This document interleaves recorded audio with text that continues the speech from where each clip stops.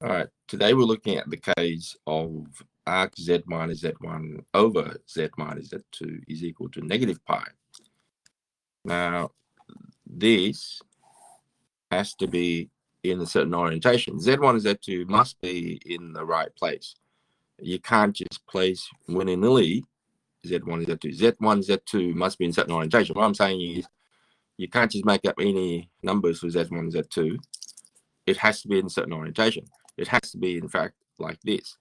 Z1 must be here. And Z2 must be here. Because, and the locus is between them, by the way. So when you have pi or negative pi, then the locus is between the 2 points. But it has to be a certain orientation. I'll show you why. Because from definition, and this is your Z here. So that means that that's the vector. So this is Z. So this is the angle that the vector from Z1 to Z makes with the positive direction of the x-axis. And that's your Z there. So this then would be the angle that the vector from Z2 to Z makes with the positive direction of the x-axis. And in terms of size, this is alpha and this is theta.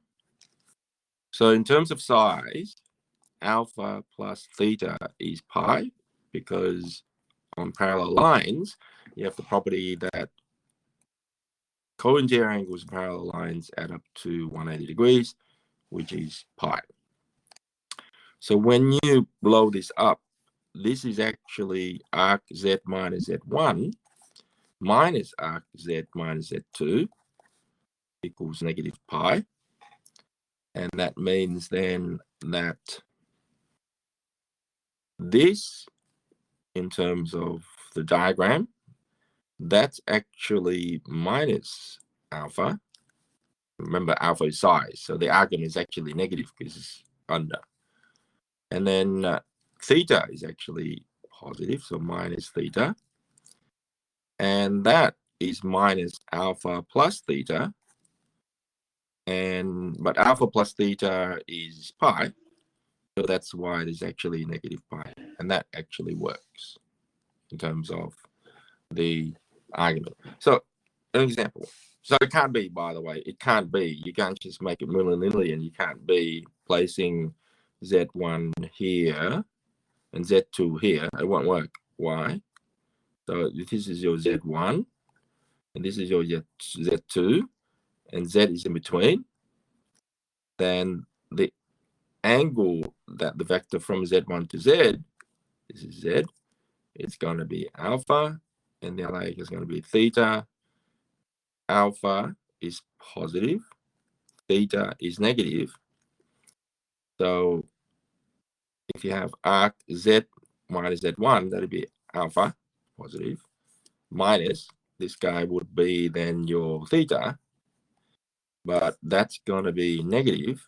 So that's negative theta. That's actually going to be alpha plus theta. And that's actually going to give you pi, not negative pi. So it can't just be anywhere. Right? This is all Z1. This is Z2, won't work. So it has to be in a certain orientation. Likewise, if you have like this, here and here, like it's going the other way, like this, then if Z1 is here and Z2 is here, Z is in between that guy and that guy, this argument here would be alpha. This argument here be the size of the angle is theta, but its argument is actually negative theta. So in this case, arc Z minus Z1 would be alpha, and arc Z minus Z2 would be negative theta. And so you have arc Z1 minus Z1 minus arc Z minus Z2 would actually be alpha minus theta would actually be alpha plus theta. So this will work. Yeah. But if you were to lay it the other way, namely that if you were to say that that's the thing, that's there, and make this Z1 and Z2, then that won't work, because arc Z minus Z1 is actually going to be negative. This is going to be positive.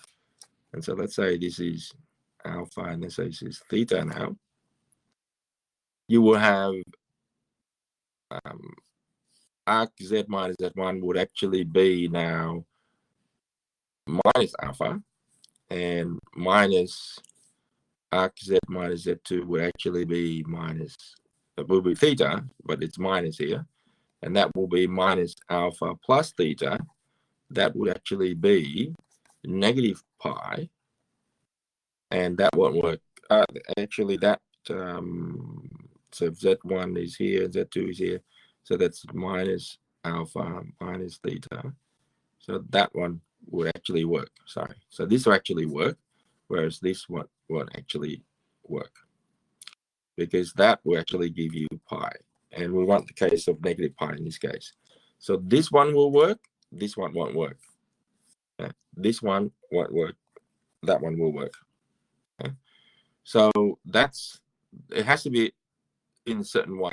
It has to be oriented a certain way. It can't just be any way. So I'll give you an example. Arc Z minus 3. I'm just going to make this up. So I have to draw it first. So let's say that guy is here, and this guy is here. You have, and it's been a line between them. And if you want negative pi, then this would have to be Z1, and this would have to be Z2. So just looking at that, then this is 1, this is 1.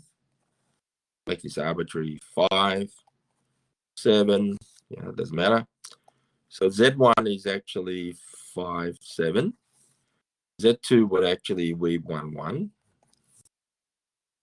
And so if you look at that, that argument would be, that angle, I should say, should be alpha. And this angle here would be theta. And so by definition, this is Z, by the way, by definition, so Z1 would have to be here. So that would be 5. That would be 5 minus 7i on Z minus 1 minus I equals negative pi. So you have to rearrange to make it in terms of, arc Z minus 5 plus 7i through the algebra. Z minus 1 plus I equals negative pi. So your Z1 is this one, and the Z2 is this one. And so if you were to expand this, that would be arc Z minus 5 plus 7i minus arc Z minus 1 minus I.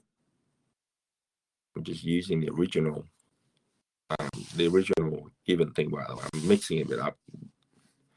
And that equals minus pi. See if that works. This, by definition, if you look at the diagram up here,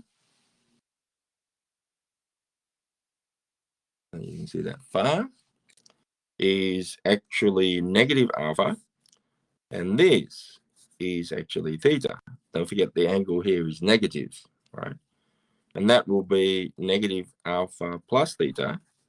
And of course, that will be negative pi, because alpha plus theta would equal to pi, because that's co-interior angles and parallel lines are equal. So the good old geometry actually is still in play in 4-unit maths, or extension 2, should I say, but it's actually out of the maths advance, as we know. That's where we are.